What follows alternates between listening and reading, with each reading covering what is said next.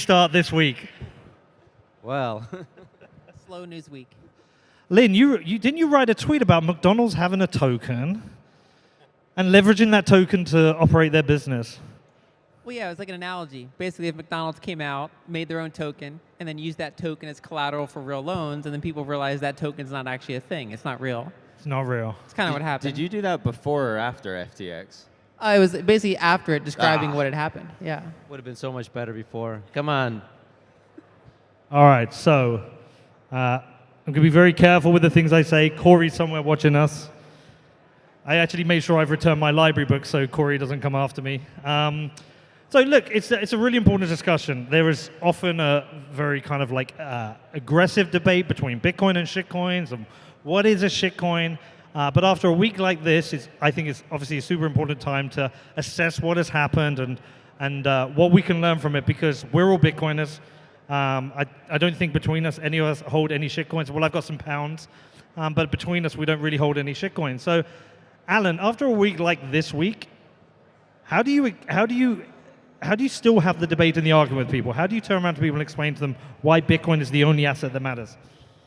I mean, I personally just try not to ever have this debate anymore. I just obnoxiously share the same link to Only the Strong Survive. I say, why didn't you read this? I send some of Lyn's stuff as well, and then that's it. I mean, it's kind of facetious as an answer, but I think there is some wisdom to that. Like, there is no debate anymore. You could say there was never a debate, but there was maybe insufficient evidence for some people to get on board with that.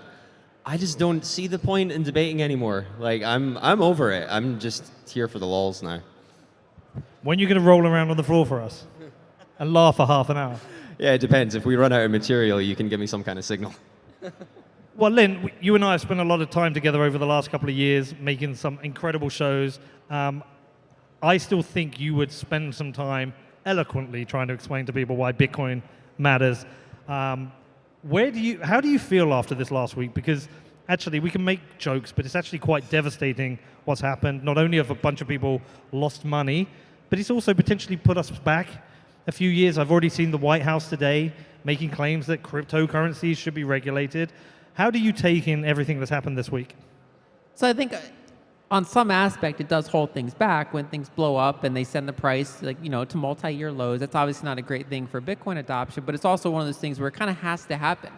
Now, it doesn't have to happen all in the same year. This was an unusually bad year, but it's like so many of these things have to blow up, either quickly or slowly or on some timeline, because all of that represents capital that, say, could go into Bitcoin and instead gets diverted into all these places, right? So, for example, earlier in 2021, when Dogecoin's going like vertical, that is basically, that's a speculative peak, and the capital's going there instead of Bitcoin, and it's like that kind of thing has to eventually subside and blow up before Bitcoin can consolidate and continue. And this was like another case. Basically, if you're running a gigantic offshore exchange, Sam was also doing things where he was talking about, for example, why Bitcoin's bad for energy use. He's kind of like doing the FUD against Bitcoin.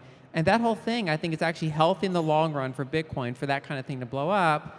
But it is, of course, annoying in the short term and intermediate term, because it's not ideal that this happened to people. It's not ideal that Bitcoin's brought down to this price. But it's kind of has to happen over time. It's something that keeps happening, and we keep finding out, like, as bad as you think it is in altcoin land, it's worse. Can I just argue with Lyn quickly, because I don't think she's being toxic enough. So I disagree with something you said there, that it doesn't all need to happen at the same time. I think in this case it does, and if anything, it's freakish that FTX was delayed.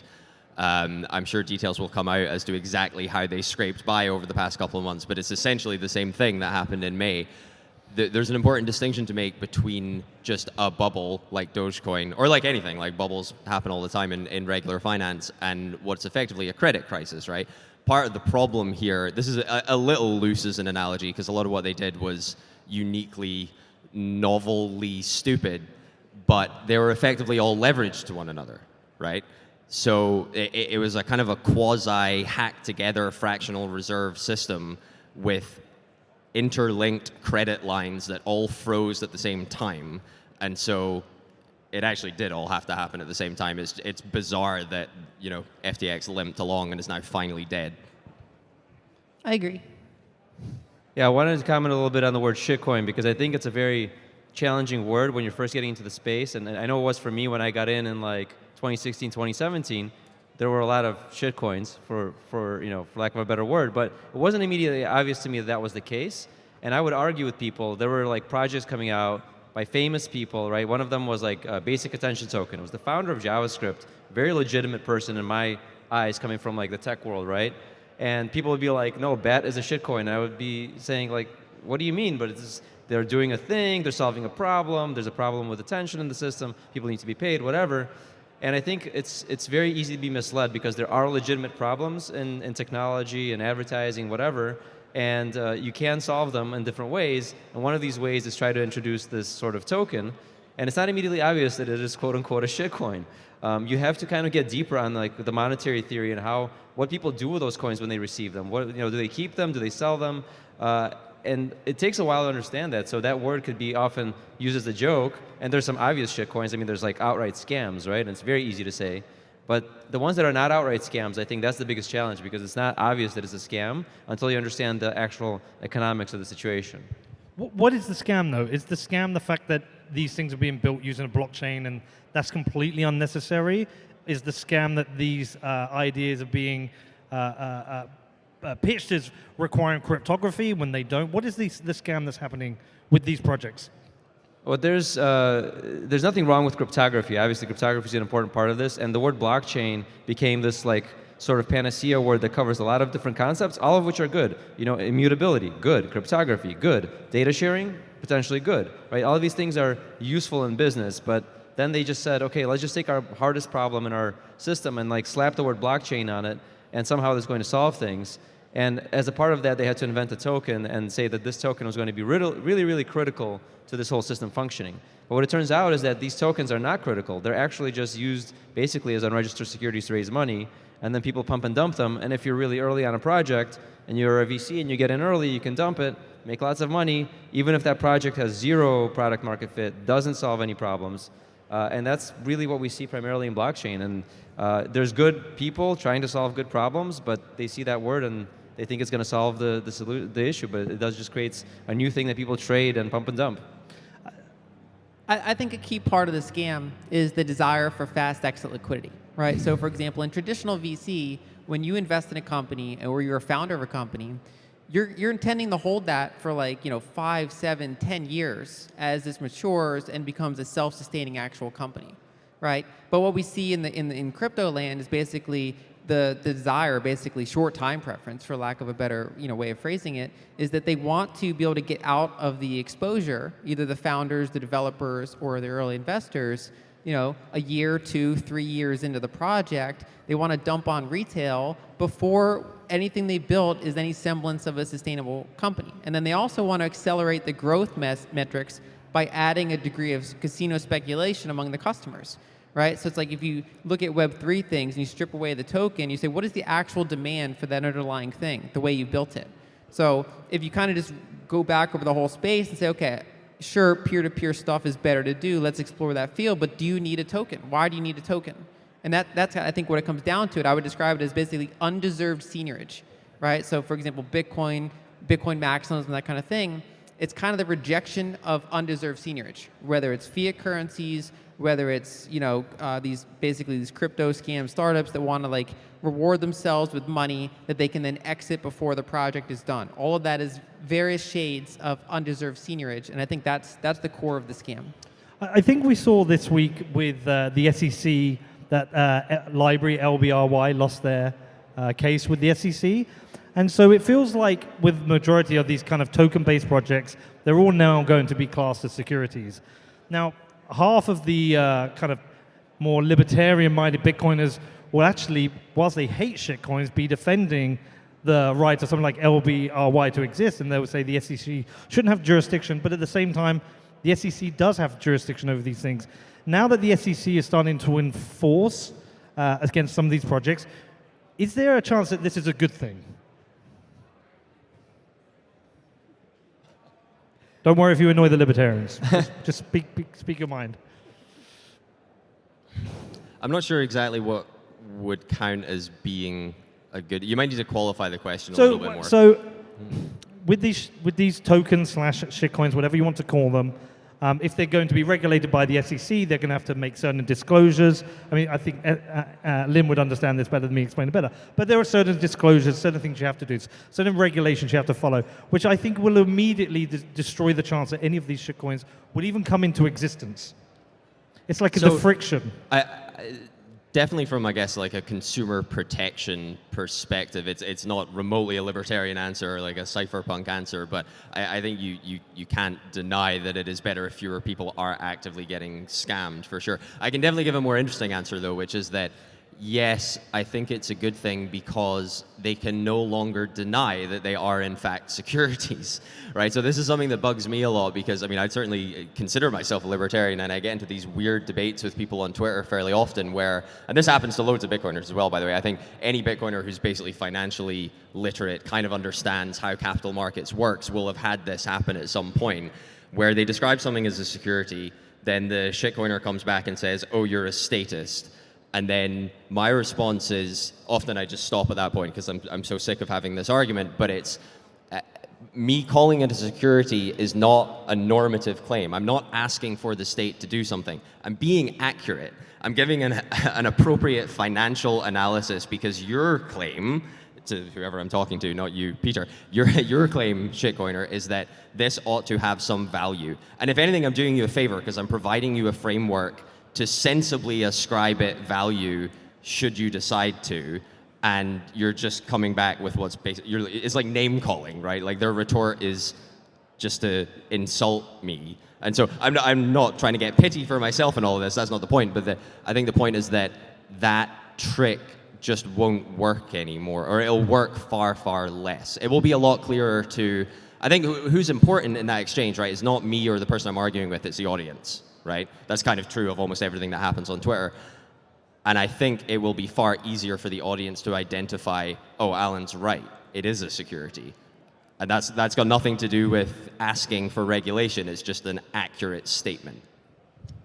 Yeah, and in 2017, 2018, we had lots of altcoin projects, shitcoin projects. We had the block size wars, we had the fork wars. A lot went on. We went through quite a tough bear market. And then come back last couple of years, Bitcoin's been building up, and we've had a whole bunch of new projects and ideas that have been created. We've had Luna, we've had FTX, things that have come out of nowhere to be, things that are in the kind of field of multiple billions of dollars in value, essentially created and destroyed. It almost feels like we've had almost 3 Mt. Goxes in the last 6 months.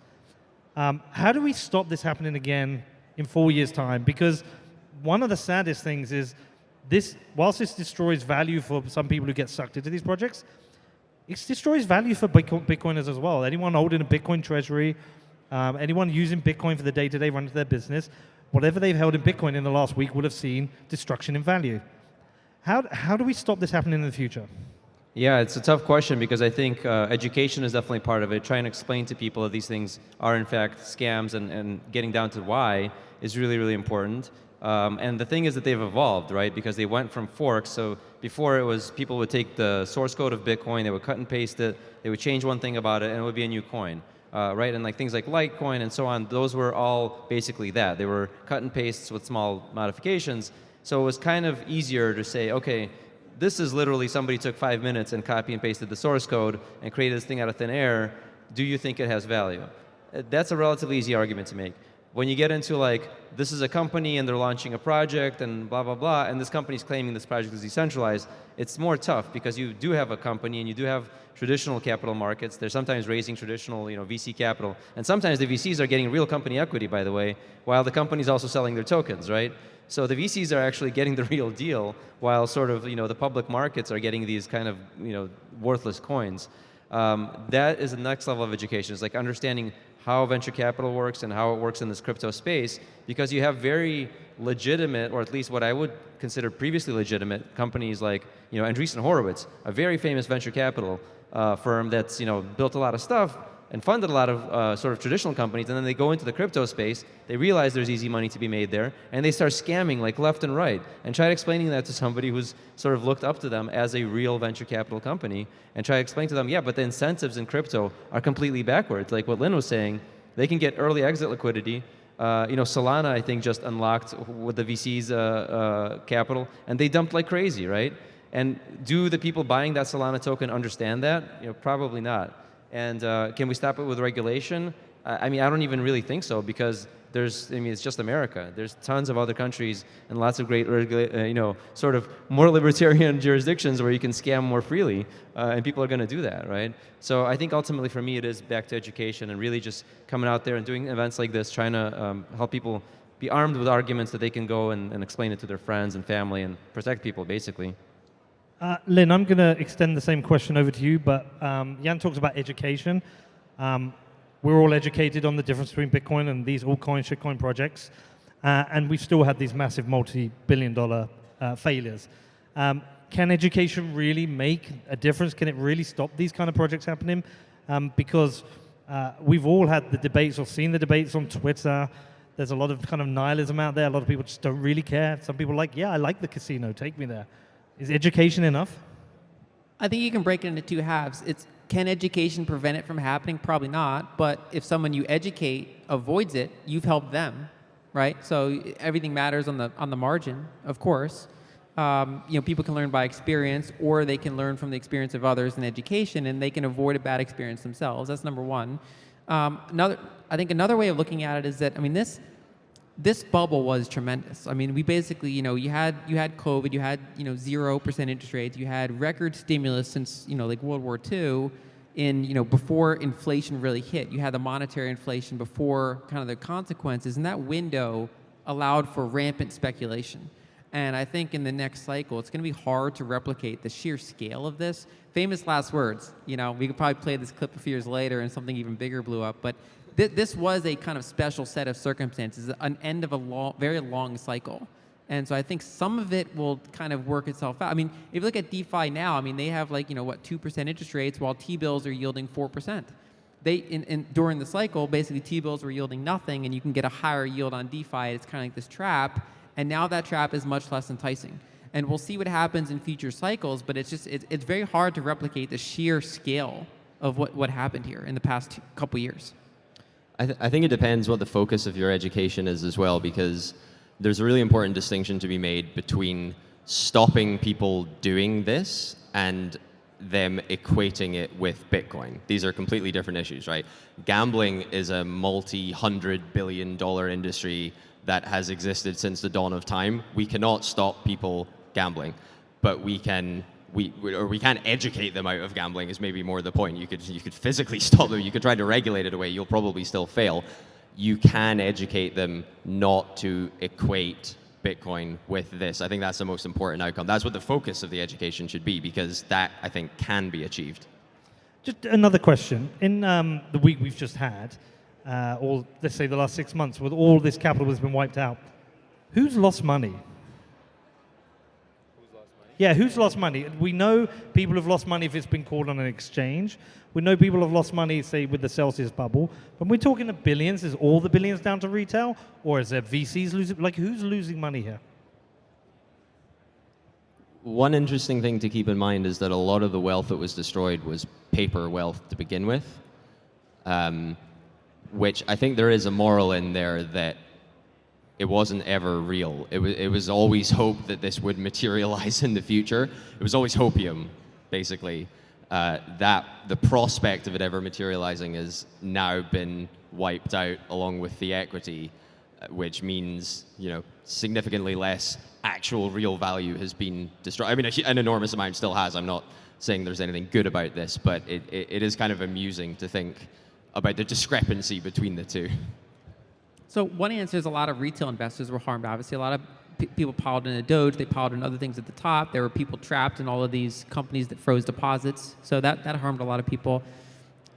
VC, I mean, obviously, there's individual VC firms that were hurt. They dodged a lot of it for a while because they are decent at selling the top in some cases. So again, going back to that fast exit liquidity, you'd think that in a project that you actually care about and you're invested in, and you're here for the long term, that you basically should go down with the ship. But a lot of in this world of tokens and fast exit liquidity, some of these initial backers could get out near the peak. So some of the biggest Luna bulls, for example, that like they avoided losing much money on Luna because when they started to see it go down, they have risk management. They can get out of the position, and it's other people that get caught holding the bag. With this recent one, there's more traditional VC that was hurt by it. So we'll see some of the ramifications there. So I think there are different stages of investors hurt at different phases of this year's unfolding. That's kind of where I was going with that. I was trying to understand what kind of, like, who's losing money, if VCs are losing money, what are the implications of that? Does that mean there's going to be less capital available from VCs for these kind of projects in the future if they've been so burned that they think they'll be keeping away from this? I think as long as there's new ways to do that exit liquidity, people will keep investing in it. Like, sure, some small VCs might have been wiped out, but I think it's just like in any economy, right? When there's a failure, it's usually the people at the top that kind of aggregate all the failures, right? Like what you kind of saw with Binance. They didn't eventually do it, but they were looking at buying FTX, right? So when somebody gets wiped out, the big fish come in and they eat the little ones. And I think that ultimately just leads to the big fish being really, really good at managing that, causing failures in the ecosystem, and just making money off of it. So in the long run, I don't think that solves anything really. We're going to see more scamming, and it will be more sophisticated in the future. All right, we've got a couple of minutes left. I think just for the sake of this impressive audience that's built out, if everyone can just kind of conclude, we'll start with you, Lyn. This panel is about Bitcoin, why Bitcoin, not shitcoins. Just why is that the case for you? For me, it's really focusing on what is money versus what is not, right? So it's not the idea that I want to stop people from experimenting or doing what they're doing. It's to say whatever you're doing, it's either equity or it's gambling or it's something else besides actual money. So the projects that I focus on criticizing are not the third-tier shitcoin things. I focus on things that are at scale and that are claiming that they're decentralized and claiming that they're money, right? So it's the worst thing you can do is be gambling and not realize that you're gambling. If someone knows they're gambling, they're going to Vegas, it's like, look, I don't know, be careful, have fun, whatever. As soon as they start saying that this isn't gambling, or they start saying that this is decentralized when it's like obviously not, that's where I would then push back. Or those are also types of attacks on Bitcoin. Someone says, okay, this is more decentralized than Bitcoin. It's like, well, now you're getting into like, now that's, if you're saying something that's misinformation, that's a type of attack. So for me, it's all about transparency. It's not about stopping people from doing whatever they're going to do. It's about pushing back on things that are just untrue. And same to you, Alan. Yeah, it's a very similar answer to Lyn. I think that the reason that I harp on so much about securities and like the definition of a security, what is and isn't, and so on, it's not that I particularly care about that. It's more that it's incredibly clear that Bitcoin is not a security, and the more that this conflation is pushed, the harder that case is to make, and the more muddied the waters are as to making the case for Bitcoin in the first place. And Bitcoin is just, I'm sure, I'm absolutely preaching to the choir here, but it's so much more revolutionary than not just what the shitcoins are claiming to be, but even what they actually are, which is gambling. It's just, I just don't want them equated at all if it can possibly be avoided. Take us home, Jan. That's right. I mean, for me, Bitcoin is a complete and radical transformation of money, of society, of freedom, of prosperity, of property rights, our ability to pass on wealth to our children, our ability to leave our country if it's fucked up. That is not what shitcoins are about. At best, they're a get rich quick. At worst, they're going to wreck you completely. Stack your sats. Stay humble.